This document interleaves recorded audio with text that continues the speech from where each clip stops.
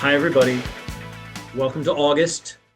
Welcome to this thing right here that we're doing, which is Six Questions with Dan and Michelle. Hey, Michelle. Hey Dan, Hi. hello. How you doing? I'm doing swell. How are All you? right, this is weird. It's too much to get into, but the last time I saw you, we did one of these too. So that's a whole story we don't need to get into. But today is going to be really cool. Do you know why it's going to be so cool? Because Hamsa Yaqo is our guest today. And hi, Hamsa. Hi guys, how are you? You're doing we're doing great.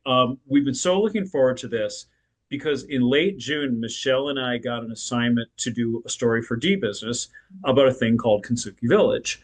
And Hamza is one of the partners and co-founders in that.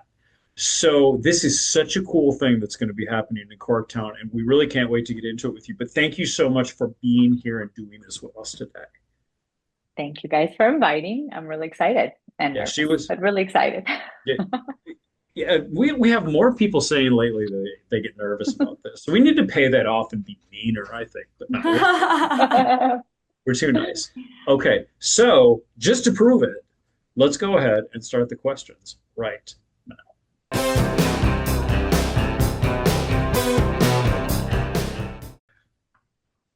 Hem, so we learned all about it a little over a month ago, but for the sake of our viewers watching, what is Kintsugi Village and why is it being done? Hmm. Yes, so Kintsugi Village is a community hub slash center in Corktown, Detroit. So it's literally two doors down from Michigan Central. And it is a space, it's a building, and there's sort of a lot next door, and I can kind of describe what's in it. So it's a combination of things, including at the kind of heart and first floor of the building is an early childhood education center where we can accommodate about 100 3 to 5 year old kiddos. And there's a special philosophy that we've chosen for the center, which kind of helped us inform what else is happening in the building. But this philosophy is called Reggio Emilia, which is out of a town in Italy. And so that's the first floor. The second floor is twofold. There's an artist incubator, and then there's also something called a retreat center. So the artist incubator program is going to support up and coming Detroit artists so they can kind of hone the creative side, and then they're also going to learn the business side of things. So what we want them to kind of do is kind of support themselves as artists and build a sustainable practice. So that's the program as a standalone. But as everything in the village is really meant to kind of integrate and coexist. So the kids are going to be exposed to the arts, so they can go up and do art classes and creative workshops. The artists will also be exposed and be able to teach in the school. There'll be other artists that can come and be part of the space because we're going to have a gallery, studio spaces, and maker spaces. And then there's also going to be kind of a larger community component. So art classes that can be open to the community. So that's the art program. Yep. Okay, now this isn't Corktown, and Corktown is one of Detroit's oldest neighborhoods. Yes. And at least at present, it doesn't have anything like this. But I'm curious, why was Corktown the thought? Like Mm, of all the places you could have done something like this, yeah. why does it fit best there? Yeah, well, I would say that really Corktown chose us as opposed to us choosing Corktown. What happened Okay. initially was we really looked at a variety of spaces, and we initially were on the east side of Detroit, and we're doing our due diligence for a property there, but unfortunately it fell through due to like environmental issues and things where we couldn't house a school there, and that was kind of a big reason why we were looking at property. So serendipitously, this building became available. The reason this was really special is one, the area that's in. So there's a lot of just great energy and a lot of sort of happenings. The second is that it was a school. So it was a Catholic middle school for over 40 years, started in 1962, again, ran for over 40 years. In fact, many of the people who like live in and around Corktown have some sort of connection to it. They went to school there, they worked there, they mowed the lawn, they played basketball. I mean, there's all these cool stories. So that was really special because it's coming back in some version as a school, and that feels really wonderful to the neighborhood. And it's Mhm. also nestled into the neighborhood. So So we're just imagining like kids walking from the neighborhood there, artists like living a couple doors down. And even all our recruiting and hiring so far, we're drawing people directly from the neighborhoods surrounding the school. And so there's just like this really cool thing that's happening there in Corktown. So it shows us, but we're very excited about that.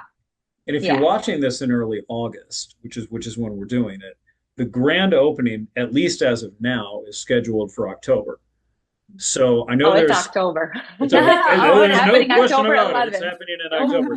So there's still a lot of construction work going on, but Yeah. anybody who's wants to keep an eye on the completion of Yeah. this, keep Yeah. that timeline in mind. Yes, I Yes. want to make sure we don't bypass the third floor though. Yes. So then, yeah. So the rest of the second floor is retreat space. So just community spaces and meeting rooms for like workshopping and team building, meditation, mindfulness, those types of things. And the third floor has a larger event space for social or corporate events, as well as a culinary kitchen. So kitchen will make food for the kids on on the first floor, any groups in the building, as well as have a teaching component. And there is next door the lot that's going to be sort of then one contiguous space will have a community garden, a greenhouse, and then a pocket forest. So Sugi, which is an international organization, is planting its first pocket forest in Detroit, and it's going to be at the Kintsugi Village campus, which we're really excited about. So exciting. Yeah.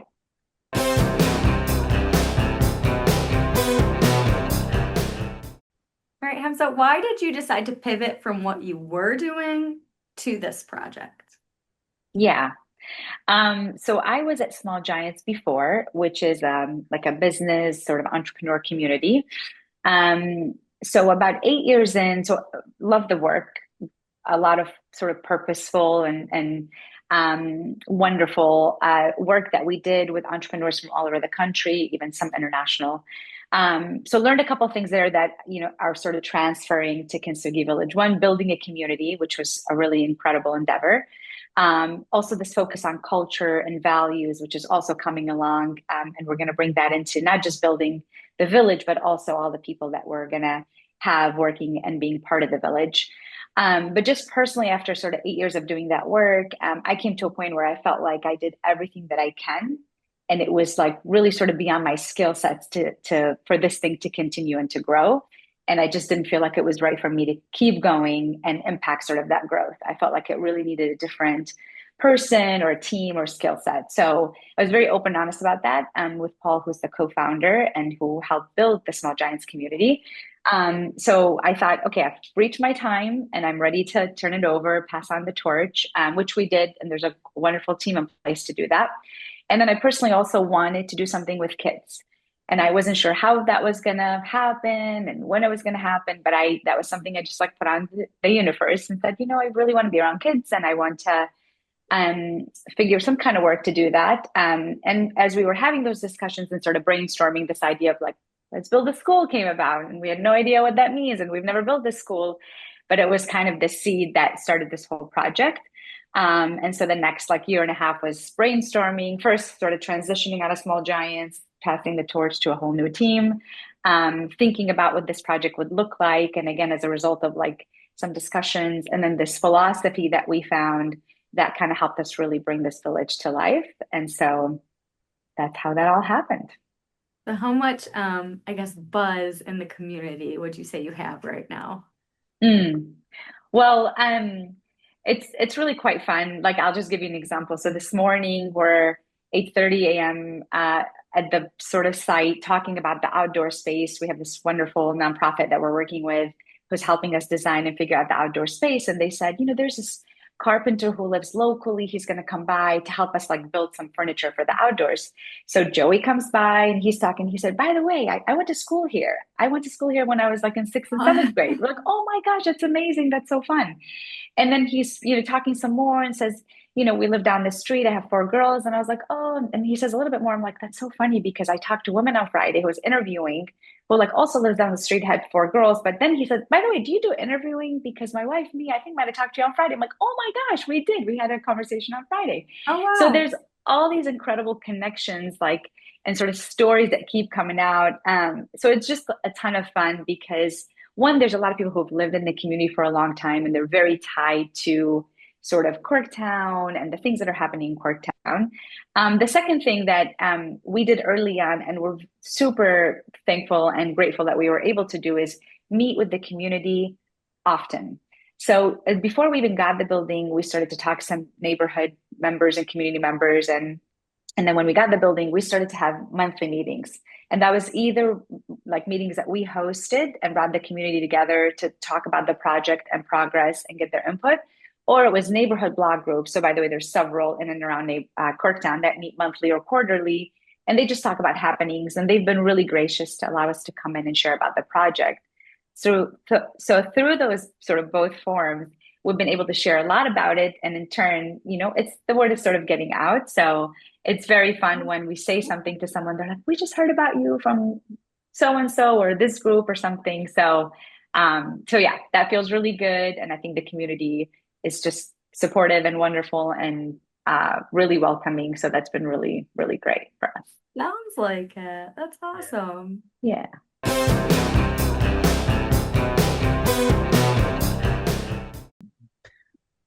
And so one of the most interesting things we learned about you is that you were born in Iraq and your family immigrated here when I think you said you were 9, right? 12. 12. Okay. Okay. So Mm-hmm. immigrated here when you were 12. I was off by 3 years. That's okay. Um, at, at, at that age, to not only change locations, but change so much about the culture and everything. What did you find most interesting about the adjustment that required of you? Mm. Hmm. Yeah. So I think the most interesting is that I almost felt like I had like the superpower of being able to see two things at the same time. Okay. So meaning, I feel like I was like, so age 12, like I'm old enough, I'm like kind of mature enough to sort of understand and bring back, I feel like some really important things from my culture and my country and some like cultural kind of family traditional things that I remember and I carried on. And then I came to the US at sort of an age where I missed some like early kind of childhood things, but I was able to see so I was able to see kind of different perspectives and kind of took the best of both worlds. So just to give you an example, like sometimes things happen in the US and people feel, sort of like kind of, strongly about like, our political system or Mhm. some of the things that are happening in the country. And I will share a perspective like, I came from a country where there was a dictatorship. We didn't have an election. We didn't have a voice. We couldn't always say how we felt.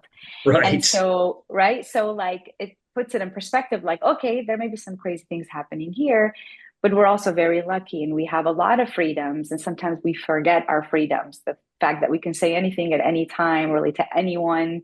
Um, and so those are the things that I was like old enough to understand sort of what was okay, not okay back home, and also to see like all the, I feel like luxuries and freedoms and blessings that we have here. That if somebody doesn't have that other perspective or hasn't lived elsewhere, that they could sometimes take what we have here for granted. So Mhm. maybe I think that's like an interesting thing that I feel I have sometimes because I was able to live there and be able to come here and kind of understand both worlds. Yeah, and that's a great perspective. It's like, there are places in the world where people would consider it a blessing to be on the losing side of a free and fair election. Hmm. Yeah, Whereas here people tend to yeah, freak out. yeah, yeah. Or that, things may be bad for a little bit, but guess what? There's a timeline to everything. Typically, Yeah. Mhm. things change over. Nothing is permanent. We knew one president for I think it was like 30 some years. And so like sometimes that goes for a really long time. You have no ability to change or make impact. So, it's all relative. Yeah, that's great Yeah. perspective. Yeah.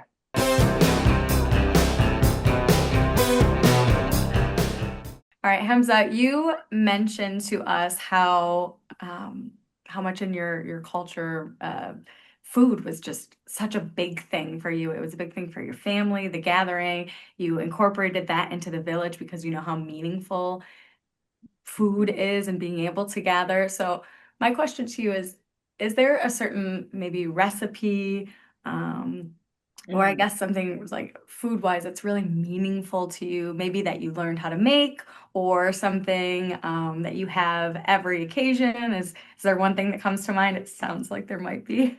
Yeah, yeah. I mean, well, first of all, there's so many dishes, and here's the bad part. I don't know how to make a lot of our traditional meals because my mom is still with us, thankfully, and she makes really good food.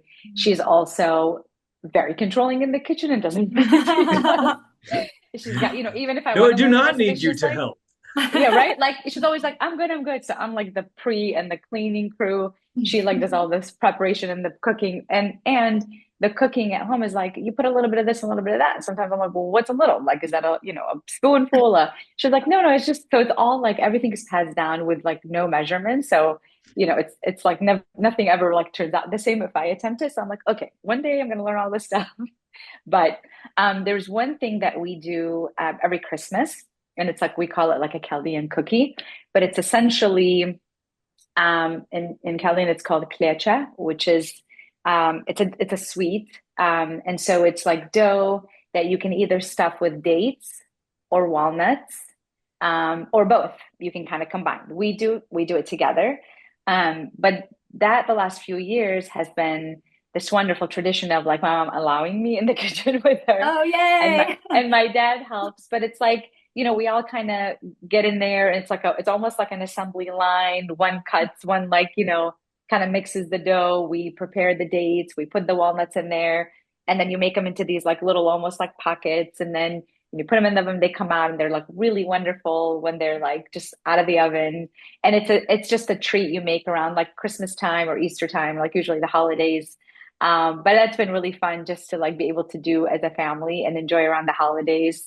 And then everybody gets like their own little bag to take home, and share.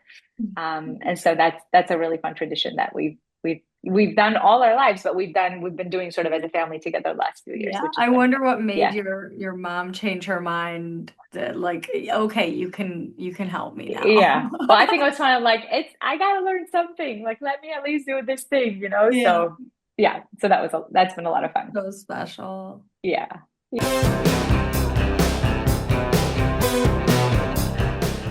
Hamsa, what is the weirdest thing you like to do? Hmm. Okay, let me think. Hmm. Gosh. Okay. Well, maybe there's two weird things. I don't know if this is weird, Okay, so but we I have to love decide which one Scrabble. is number one, but go ahead. Okay. Okay. So I love Scrabble. I don't know that a lot of people love Scrabble, but Scrabble I is like my Scrabble? favorite. love Scrabble. Oh Oh, yeah, Michelle likes yay. Scrabble. Okay, so maybe that's Yeah. not weird, but I love Scrabble. So that's like if I have any downtime and I want to just like enjoy an activity, I love Scrabble. Okay, so maybe that's not weird. Okay, maybe a weirder thing, because I feel like when I said this a couple weekends ago when we're on a big family trip, and even though my siblings all know I do this, they're just like, you're so weird. I love if I'm out in the sun and I want to get a little bit sun kissed, I like to use coconut oil. Yep. Yep. I Weird, would right? I would I have no frame of I don't reference for whether that's I don't think that's weird. My sister used to do that a lot growing up, right? Not coconut oil, but like baby oil before Yeah, we realized like how not great that good that was. is. Yeah, it's just a little, it's organic. That's my process of like that not being weird. And it just like, it's just like a sun-kissed look. So Yeah. I know it's really not good for you, but it's just a little bit. It's like my little vice. And so it's like also really weird. so if you've got a bunch of coconut oil on you, do you smell like coconut cream pie? Maybe not a pie, but probably just like Because coconut. it's because that's the one part of this that I can relate to. Okay, like if you come walking around and you smell like a coconut cream pie, I'm at Big Boy in like 5 minutes trying to buy one of those things. I'm curious, Dan, what would you say the weirdest thing is that you do? Oh, jeez. We were when we were talking about this question, I said to her, and this is why she's doing this. I said if somebody asked me that question, I would sit there for an hour trying to decide what was number What's one. because You know, there's so many things. I That's don't know. great. Maybe my love of soap operas. That's kind of weird. A lot But of people There you watch go. them though. I mean, they're all like Yeah, in the top 10 right. on Hulu. They've Uh, been going for decades for a reason. Yeah. that is right. Yeah. All because of you, Dan. No, but I appreciate the credit being given.